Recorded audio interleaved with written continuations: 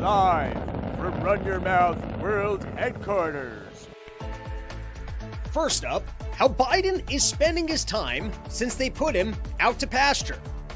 And how they're luring him back to the White House with tiny desks. Next, Doug Emhoff secure in his sexuality, saying that while Kamala might be running for president, he's actually pimping this bitch out. Next, after the DNC, Donald Trump makes a bold statement reminding the world that the RNC has retarded-looking boys too. And lastly, why the Russian mob is recalling its beluga whales. I hear that you've been snitching. That's not what I heard. Well, you'll have to tell your story to the other fishes.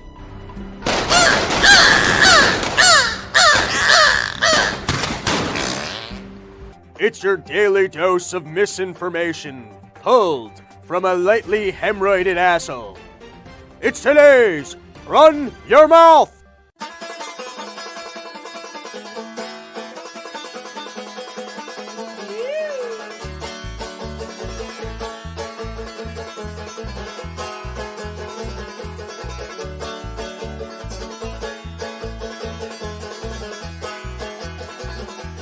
People try and tell you what you gotta do. Don't you listen to them unless you think it's true. Follow your heart and your dreams. Follow your heart and your dreams.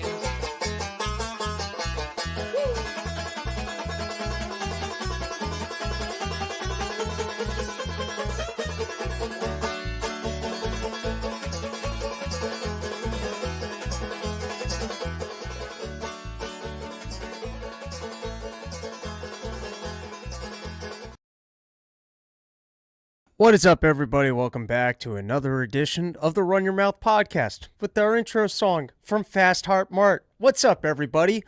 It's nice to be with you. Late in the evening, 10:47. I have to be up in about 4 hours to go to Newark Airport to be off in Casper, Wyoming, where I'm looking forward to opening up for Dave Smith this past week in Dallas. Was one of the best just pure comedy weekends. Those shows were fantastic. Packed houses. Ton of fans came out. I feel like it was all fans. I was working on all new election material. I was feeling so good. I was like, you know what? Let's film this thing before the election. And so I've got a whole buttload of new Porch Tour dates. You can go to www.porchtour.com. And I'm going to be filming in Denver, which, for all you cokeheads out there who like to do blow and then have like big elaborate plans on things that you're never going to do, I have a way that you can change your life. And I'm not a big blow guy, but I do like taking the Adderalls. And let me tell you, Porch Tour logistics is not my thing. For as fast as I talk and as speedy as I am and as coherent as I can be, if you guys could see the errors I make when I'm trying to put together logistics of booked flights and finding out that they were in the wrong cities, flights on the wrong day, thinking that you could afford to take to add a city and then realizing that you were looking at flights for next year and so they were cheap if you were booking a year in advance.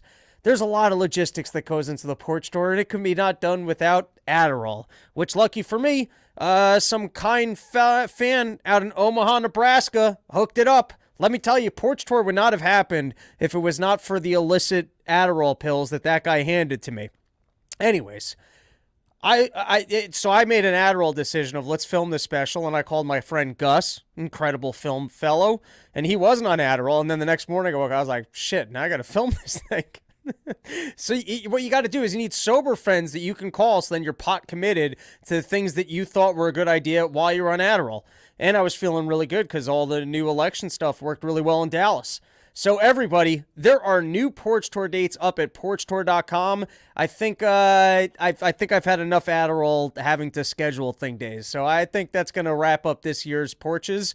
But I think I might add one. I got two more porches that I'm eyeing, and one of them is in New Orleans, which is mostly just because I'd really like to have an excuse to spend an evening in New Orleans.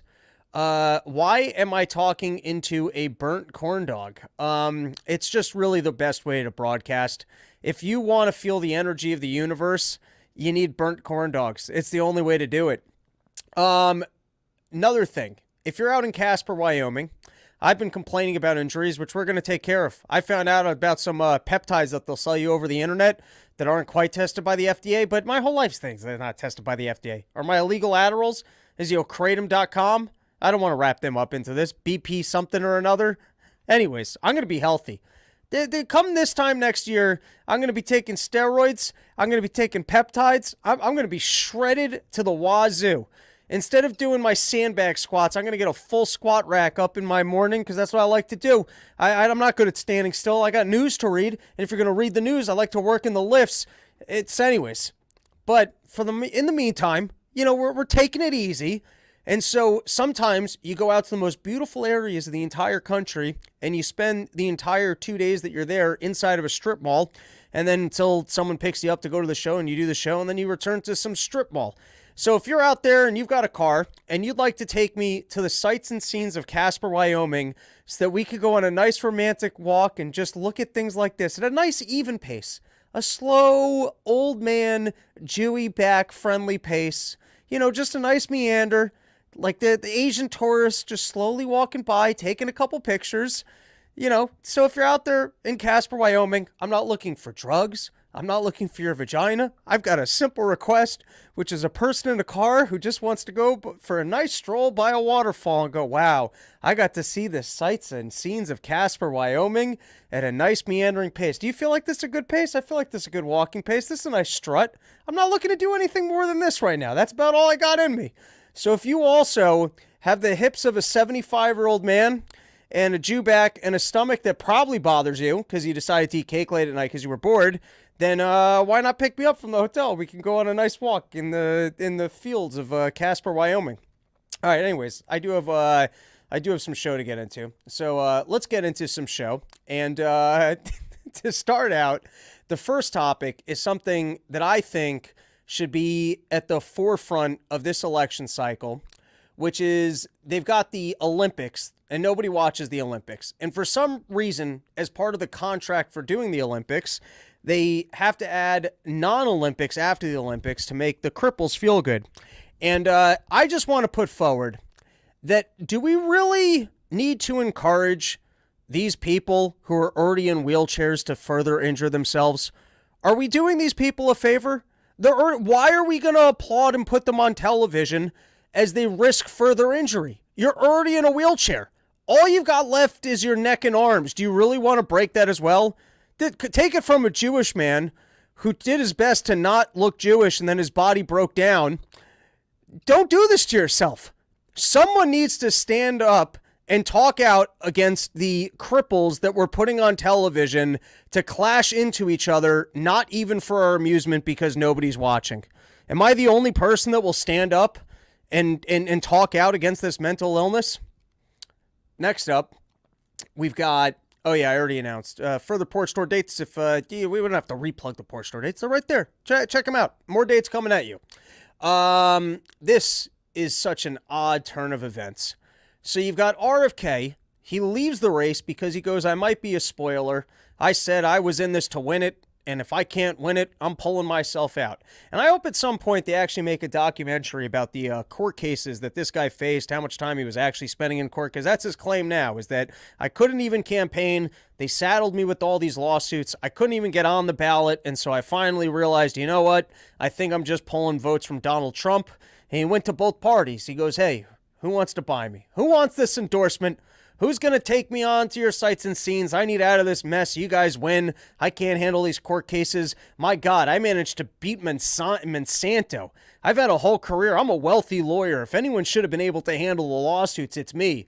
But even he was like, this is too, I can't do this. I can't. This is how I'm going to spend. I can't be doing this. And so he said, you know what? Who wants to buy this vote? All right, it's Donald Trump. You want to buy my endorsement? You can have it. And then he gets out there. He goes, all right, I don't want to spoil this election for Donald Trump. We got to turn our backs on these Democrats. I used to be a part of that party, but what these people are doing, ruining our food supply, forcing vaccines upon us, platforming Fauci, I can't have any part of this. And in an odd turn of events, they won't remove him from the ballot in some of the swing states. This is like the producers, where he now has to go campaign. Please don't vote for me. Please, whatever. I know you might see me on the election, but please don't vote for me. I'm not actually running. He's gonna have to be out there reminding people, don't, not my name. It might appear there, but I'm actually running. Don't vote for me. Please don't vote for me. I know I spent so much effort to get you to vote for me, but please don't vote for me. I mean, is this not, it's, someone tweeted at me, it's like Brewster's Millions. It's the most backwards thing ever, where now, I guess, I mean, they could force him to be president now? What happens if someone who isn't running gets ridden in by everyone in the country? I guess you go to the two parties and you go, all right, who wants to buy me out?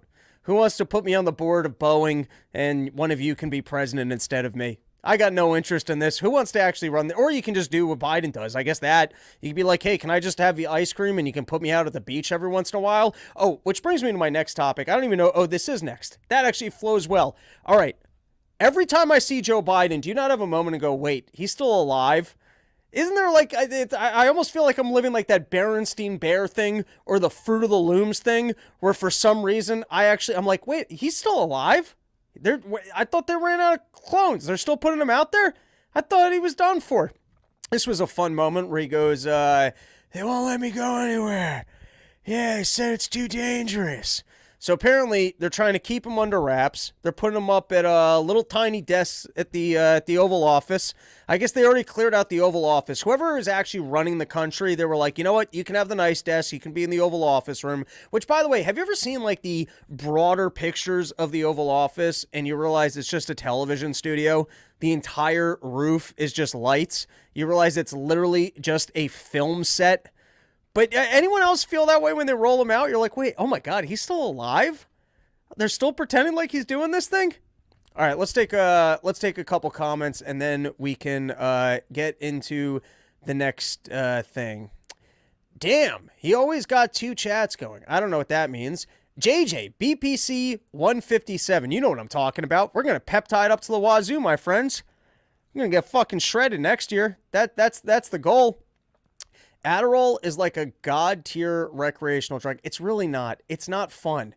It's not a fun drug, but you can sit here really angry and look at your calendar and actually respond to emails and get done work that you would never otherwise do.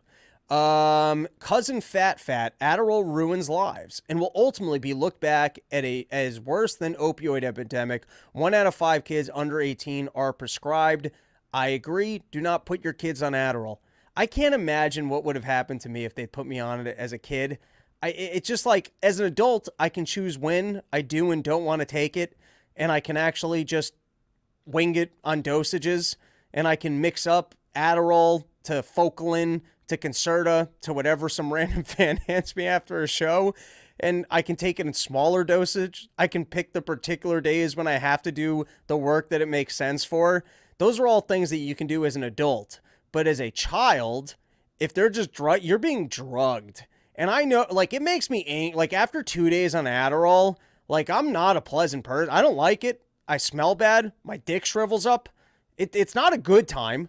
I mean, sometimes if you take it late at night and you're drinking, like, you can have fun with it. I'm just saying, it's like a once a week, fry out your adrenaline gland, get what you got to get done. Like, if instead of doing every day of school, you just wanted to drug your kid and do the entire curriculum for the week in one day, like, then I like finals. You know what I mean? You don't do school the whole year, and then you show up for 1 week, you don't sleep, you do a bunch of Adderall, you bang it all out, you pass a couple of the classes, maybe you got to retake a few of them.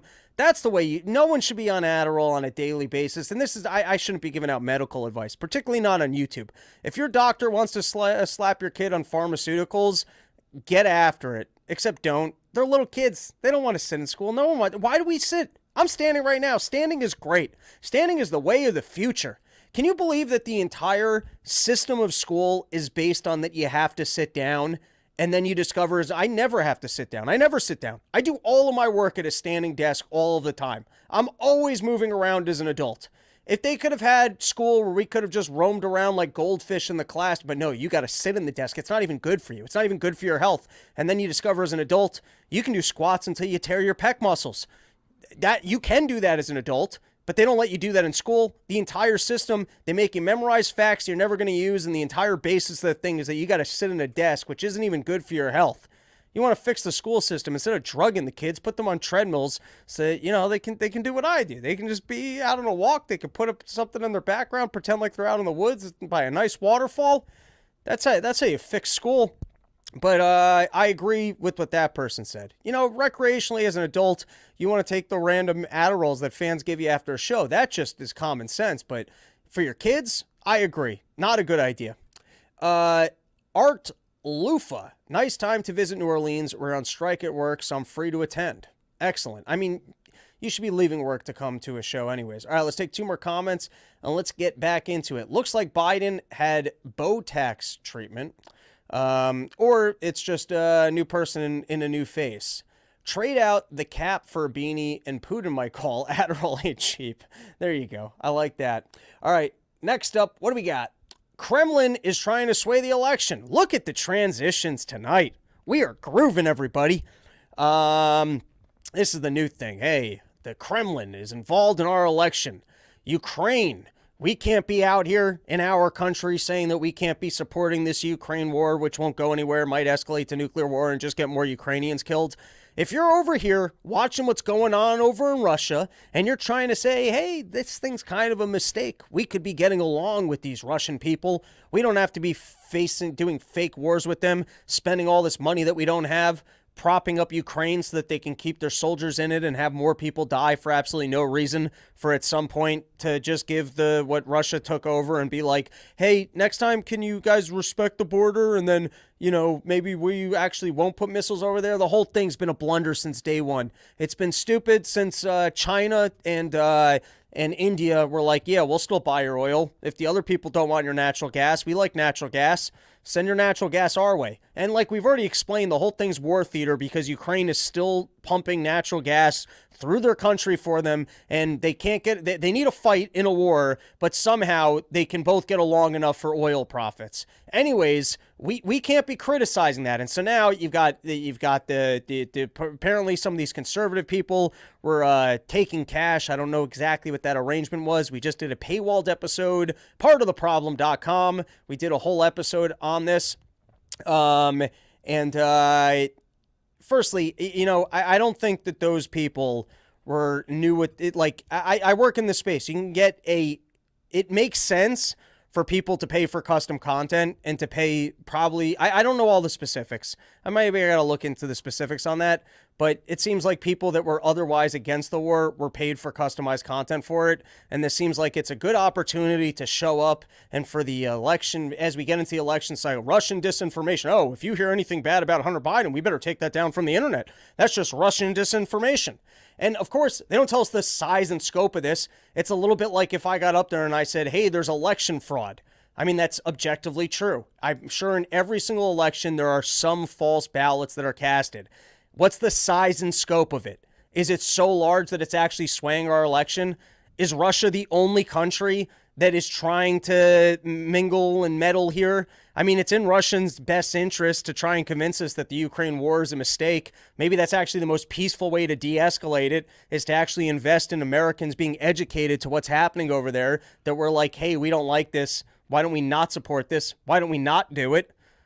I mean, that all just, in this case, I guess I'm on board with the Russian misinformation.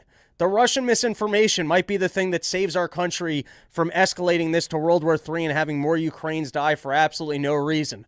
But we're going to hear it from Merrick Garland as if not a single other country. Israel isn't doing anything on TikTok. They weren't buying YouTube ads. Every single country, I'm sure, has some involvement. How much money is Russia spending versus everyone else? And what exactly is the misinformation that they're trying to pour in front of us? Is it just that they'd rather not have a war with us? Because that doesn't seem to me like it's the worst information online. And how do you put that up against what the deep state did in terms of removing the Russian laptop story, or how the pharmaceutical companies influenced everyone's decision-making process when they removed all the anti-vaccine talk from YouTube, the algorithms, social media, got rid of the lab leak theory? or all of the money that's spent by pharmaceutical companies propping up CNN or the other networks. But no, we're just going to look at the Russian misinformation. We're not going to tell you the size and scope of it, and everyone's supposed to panic. Oh no, the Russians are influencing our election. Hey, if Donald Trump gets elected, was it even legitimate with the Russian misinformation?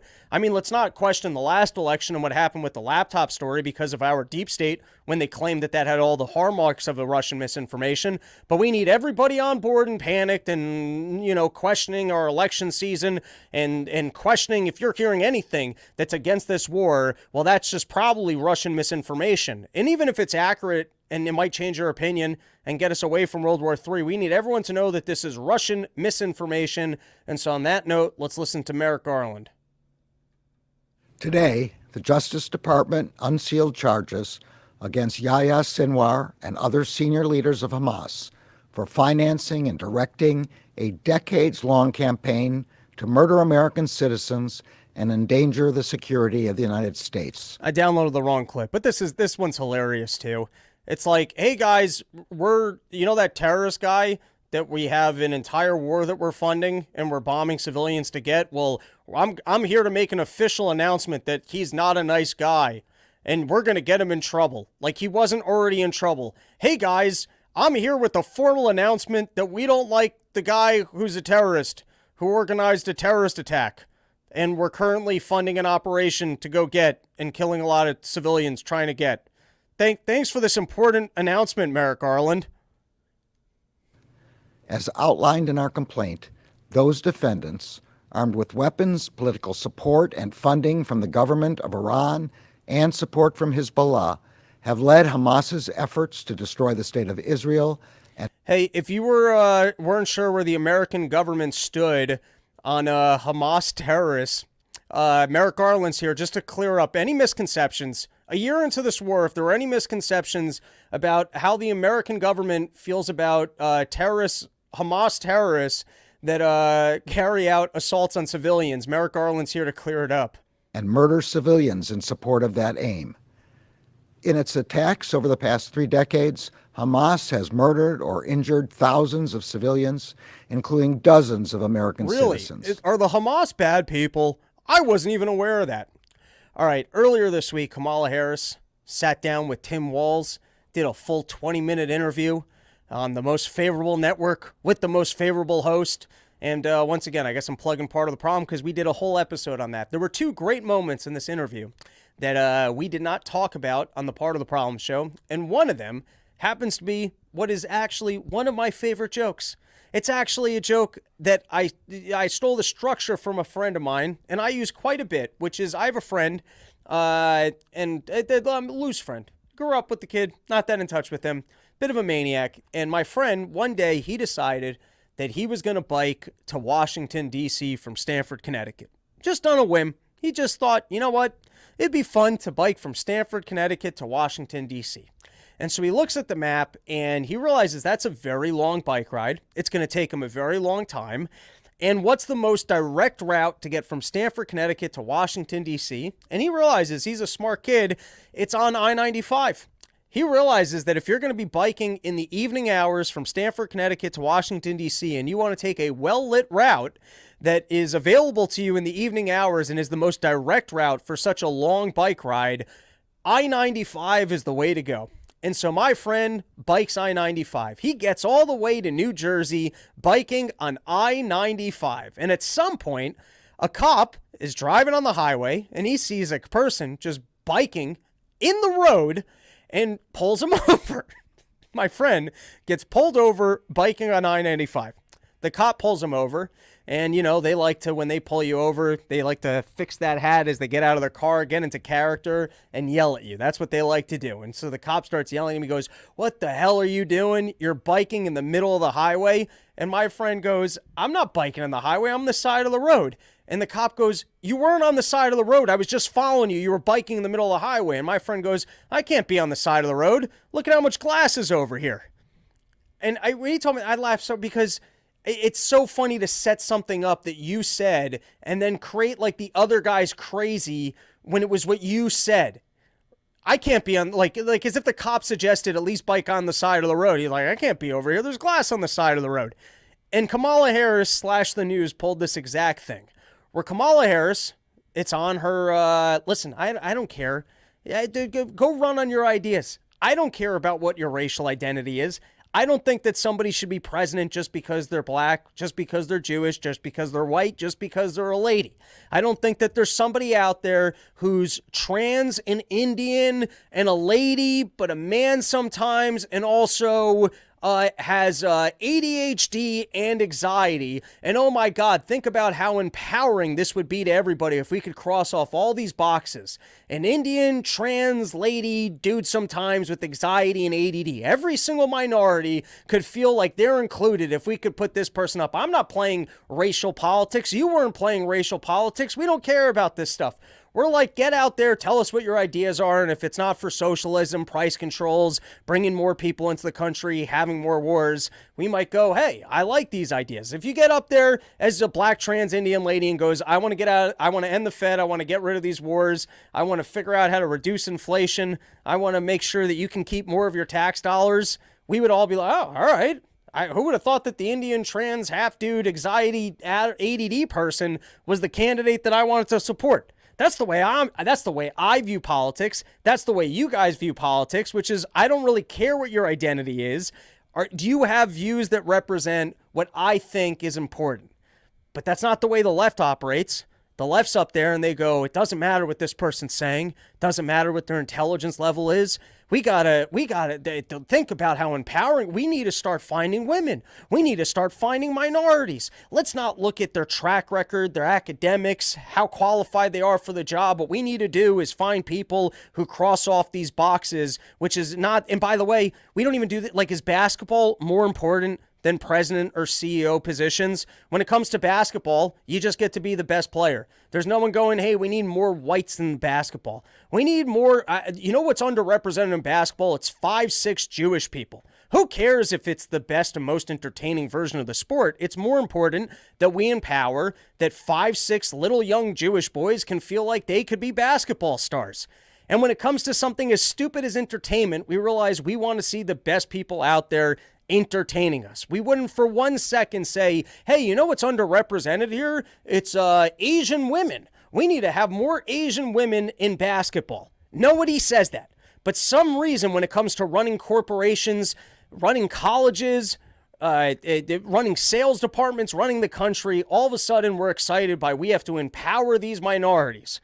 We need to have old people with dementia running the country so that other old people who have dementia can feel like they should still be working their jobs as well. This does not come from us. It clearly comes from the left. And as it comes from the left, Kamala Harris, who is a Jamaican Indian, as that appears on her birth certificate, when she won the Senate, she's up there celebrating, hey, I'm the first Indian senator. She's on other television appearances going, hey, I'm the first Indian lady. And that's the card that she wants to play is let's celebrate the racial diversity of that an Indian lady was able to achieve this. And then all of a sudden she's running for president and she's talking like a black minister, like a female Martin Luther King, and she's playing the, hey, I'm a black lady card. And so they ask her about this at the interview. They asked her a couple tough questions of, hey, you know, you guys were busted in this lie, you're busted in this lie, do you want to address it? And they basically just said, nah, you know what, thank you for the opportunity to answer that question in the most favorable format and spin some sort of a lie, but I'd rather just not. And so she just didn't. They asked her, so what's the story? You're being criticized for the fact that you're claiming that you're a black person, but previously you didn't identify that way. And she just laughed and goes, I refuse to address that. Let's move on to the next question. And then the next day, I'm reading CNN, and they turn around and they go that she refuses to engage in Trump's identity politics. Is that what she's doing? Is she actually going, hey, let's have a conversation about the best ideas? Trump created identity politics. Kamala Harris was just up there being platformed for having the best ideas, for being the most competent person in the entire country. And she's not out there claiming, hey, you guys should support me because I'm a black lady. She's not playing that game in any capacity. And so when Donald Trump steps up and he criticizes her and says, hey, if you're going to identify as a minority for votes, aren't you identify as the wrong minority? That's playing racial politics, and Kamala Harris refuses to do so. The other one was Tim Walz. They asked him about his military record, and he just sidesteps in and goes, he had no answer. He had no answer. He wouldn't answer the question and say, I think it's wrong to disparage people or service. Yeah, well, what about stolen valor? What about claiming that you served in wars that you didn't serve in? Not going to get into that. All right, everybody, this episode is brought to you by YoKratom.com, home of the $60 kilo, the entire place on the only place on the entire internet that you can get an entire kilo of kratom for just $60. So if you're out there, you're still going to your local stores, you're overpaying for kratom, I implore you. The economy is getting bad. It's going to get worse. The prices are still going to go up. I don't know how the Kratom people don't have to deal with inflation. I don't know how that happens. I don't know why the Kratom markets haven't been hit by the Biden administration's inflation, but it hasn't. And so they're reliable. $60 can still get you an entire kilo of Kratom over at YoKratom.com, home of the $60 kilo. Next up, we've got Jack Smith, who is it is what he did. You know, he had an indictment. And he's like, here's 1,000 infractions that Donald Trump did. And then it goes all the way up to the Supreme Court. And then he turns around. He goes, all right, I can't bring the 1,000 infractions, but I can bring 987 of these infractions. I'll bring that as 987 infractions. And then now we'll go all the way up to guys, I'm done with this storyline. This one is boring. It's old news. It already got kicked down. I mean, this is the problem with government, is they've got endless resources to bring these lawsuits. And if you're Jack Smith, let's say you just get this wrong the entire time. You're a lawyer, so now you get to go enter private practice and go, look at how much of a pain in the ass I am. You give me enough money and I'll keep bringing bullshit to people. Let me tell you, if you're looking for a lawyer who can keep spinning some bullshit and clog down the other party with lawsuits that make no sense and won't stick, and you'll keep showing up with a big-ass smile on your face and bringing the lawsuit again, struck down by a court, I'll appeal it. Another judge told me I can't do that, I'll change the case. I mean, if anything, this is the greatest pitch for a lawyer ever. You know, they got all these law firms. Hey, here is Morgan & Morgan. We'll get your money. You get Jack Smith up there. Hey, do you need a really big pain in the ass who's completely comfortable lying through his teeth and being 100% wrong? Well, I'm here for you. I mean, firstly, on my end, just don't repeat the storylines. We went through the whole Jack Smith storyline, went all the way up to the Supreme Court. They got rid of the thing, and now he just gets to amend his case from the 1,000 infractions to, oh, well, can we try it as 897? Oh, that didn't work. But what if we amend it to 895? That didn't work. All right, well, here, I've boiled this down to 250 infractions. Firstly, that's boring. And secondly, why does this get endlessly funded? There's zero penalty for being wrong. I don't know, if you're a government prosecutor, you bring a case and it turns out that it was entirely wrong, you should just be barred from being a lawyer. All right, next case. We only got a couple more left. The Telegram case is fascinating. And I've already spoken out against it. I've said, hey, listen, the government shouldn't be allowed to have roads because terrorists have driven on these roads. Drug dealers drive on these roads. Any technology that you make, the tools themselves are neutral. The only way that we can exist as humanity is if we put things out into the world, and if bad people choose to use them for bad purposes, it's going to happen. There's nothing, kitchen knives. Should we get rid of kitchen knives because every once in a while there's a stabbing? Should we get rid of cars because every once in a while a drug dealer drives in a car? Should government not be allowed to have, I think we should hold the government responsible for every single time a terrorist or drug dealer or anyone who commits a crime drives on a road. Every single time you make a telephone call and it's to engage in illegal activity, we better take down the telephone lines. I mean, what will our life look like if we don't have telephone lines? That's not important. We can't have them because unless we have them regulated and make sure that there's no... All right, we all understand that that cannot work. You make items, the items themselves are neutral, and people have free will in deciding how we use them. And if we start limiting everything from society on the basis of idiots, assholes, and complainers, then we end up with nothing. So the only way to exist is to go, hey, here's an item. You have free will. We hope that you use it for good. And if you choose to use this thing for bad, we will prosecute you. But we're not going to say that nobody can have this, because otherwise, how do we move forward as humanity? It doesn't even work for government. If you held government to the standard, we couldn't have roads because every once in a while a road is used by a terrorist. That's every single time anything happens in this country illegally, at some point somebody used cash. Should we not have cash anymore? How can we have a United States government currency? Look at what it's being used for. We clearly have to get rid of United States currency. All right. There is, however, and I don't have a solution to this, but there's something interesting about the Telegram stuff. You're going to have nuanced thought on this. I oppose the Ukraine-Russia war. I oppose the way that we're funding it. I think it's a big, tragic mistake. I think we're just escalating tensions with Russia for no reason. We could do a different thing, which is just get along with them, which everyone's able to do for oil profits. When it comes to the elites and their oil profits are able to get along with them, but for some reason, when it comes to, hey, we need to be able to threaten you with missiles on the border and a bunch of Ukrainians have to die and we have to keep them in the fights, they have to continue to die, that we can't get along on. All right. I don't like the Ukraine war. I don't like our involvement in the Ukraine war. And I also think the only way that we can exist as humanity is if people create technology and we have the freedom to use it without government involvement. All right? So I hope everyone's clear on where I stand on this one. There's something interesting, though, with Telegram that apparently, I don't even know if this is true, but they're claiming that it is the primary technology for communications being used by the Russians. So now if you're fighting another country, which I don't think we should be doing, but if you are, you're engaged in a war with another country and you have the ability to take away an asset that at what point does that almost just make sense? Like, in other words, if there was a steel factory in the United States during World War II that was selling steel to the Germans, I would go, all right, I guess it makes sense to keep them from selling to the Germans. So there's something odd about this particular case where I wish they were just more honest. They were like, but like, I think we'd be better off with government not regulating in any capacity. And I don't think that they are being honest in the way that they're trying to censor it, where they go, oh, well, there's child pornography on there, or these people are engaged in these illegal activities. I don't think that makes sense. But there is something odd about having a strategic technology that you're claiming is empowering an enemy country and then like just allowing or not trying to prevent their usage of that. I guess if a company is not willing to withdraw the usage from someone else. Robbie, are you being funded by Russia? No, I'm definitely not. All right, let's take a couple comments here.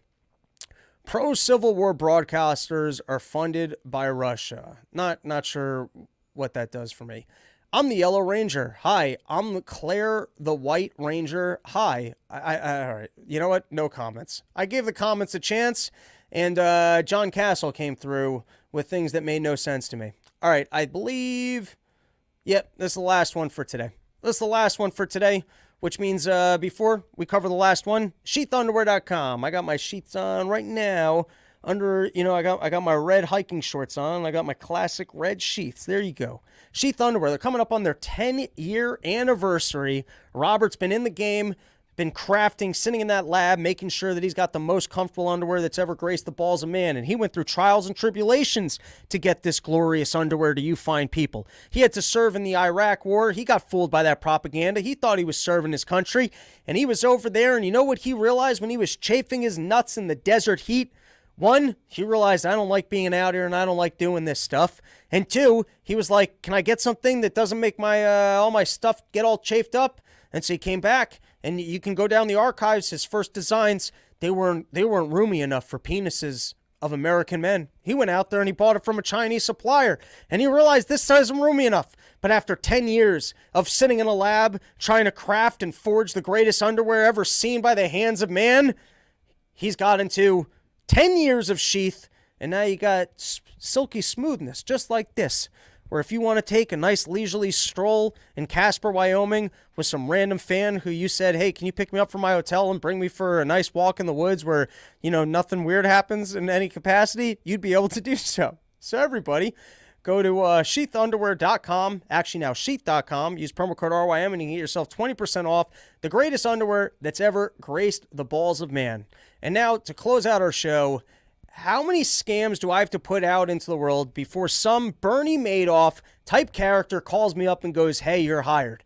I was over here for months talking about higher carbon reducing trees and getting ahead of this electric vehicle green energy scam as they pretend like carbon credits is the new currency. And no one listened to me. Nobody called me up and said, hey, I'd like to figure out how to get this to market. I'd like to figure out how to create this IPO. I think you're onto something with this worthless technology that people might get excited about and think, hey, listen, sure, we haven't been profitable for 20 years, but think about the growth in this industry as more government regulation comes in. We don't even have the technology of trees that are higher carbon reducing, but look at all the excitement from these other people and the growth potential over here. And then you get the climbing, more money pours in, more money pours in. And anyways, I was just over here talking out of my ass about the type of money that's going to exist for carbon credits. And then lo and behold, in the Wall Street Journal, I read about some country that sinks $100 million into U.S. forests because they want to get ahead of offsetting their carbon credits. You see what's happening? There's no market at the moment for carbon credits, or maybe there is, but how much is it worth? How big is it? And so at the moment, they're buying up assets that are worthless. It's some tree in the woods. And then guess what? Then they're all of a sudden going to turn on the switch for the fact that you got to pay for carbon credits and go, oh, lucky me, I own all the trees in the woods.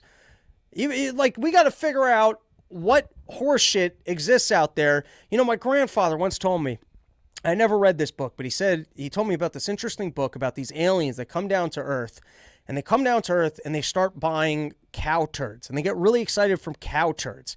And they've got different formations that they find exciting about the cow turds. And there's certain colors that are worth more than other cow turds. And so all of a sudden, you get these people, these farmers, and they start setting up stock exchanges for the cow turds.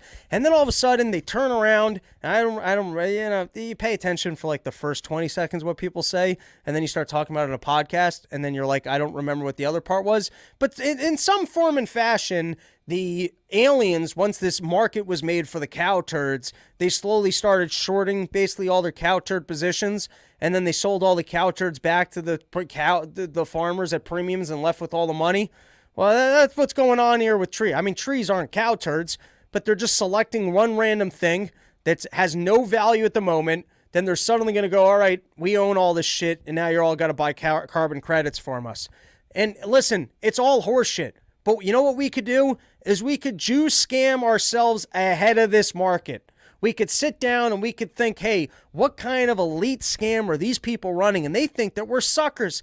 They think we're not going to actually be, and we are. I'm just over here talking. I'm throwing out brilliant ideas to the fans who I hope have more Adderall, know how to set up IPOs, know how to bring companies to markets. Just cut me in. You don't even need to cut me up in the front. Just steal the idea and cut me a check down the road. But, you know, I was over here, just the things that fall out of my asshole of saying higher carbon reducing trees and the scam that's coming. And then I read in the newspaper that you've got foreign governments sinking $100 million into our farce. And then what? They get to claim how much carbon's being reduced. They get to sell the carbon back to them. They get to sell the carbon to us. All of a sudden, there's no trees that you can buy. You think, all right, well, listen, I'll go plant a tree. I'll plant a tree, and then I'll go look at all the carbon that the younger trees reduce more carbon than the bigger trees. But they're not going to let you do that. All right, guys, that is the episode. Thank you for hanging out. I will be opening for Dave Smith out in Casper, Wyoming this weekend. If you guys are out there, the Dave Smith shows have been, they might already be sold out, but those have been some packed houses, some big shows. And Porch Tour was so much fun this year. I extended it. I've got another 10 dates. Here, you know what? Why don't let's read off what the dates are. I mean, you could also go to porchtour.com for them. But we've got Byron, Michigan. That's been a classic out in that, by the way, Michigan's Bounty, which is a safe refuge for the end of the world. So if you guys want to come check out what's going on over at Michigan's Bounty, we're gonna be back in that we got to call it an episode. I'm stuttering like crazy. Syracuse, Utah. Utah was one of the best shows I did with Dave. Providence, Rhode Island. Been meaning to play there. That's actually at a bar. Fans got a bar. That's pretty cool. Back in Jacksonville, Miami. Never done Miami. Gonna do a one-nighter in Chicago. Back in Mesa, Arizona. That was one of the highlights of last year's tour. Then I'm filming out in Denver, Colorado. Please, make the trip to Denver, Colorado. We're doing 2 shows in my friend's garage. Going to try and get 40 to 50 people in for each show, do a taping, and then Sutton, Massachusetts, and then it's not on here, but also going to be back at the Shell. That's the show, porchtour.com. Looking forward to doing some more porches and hopefully lining up New Orleans. Later, everybody.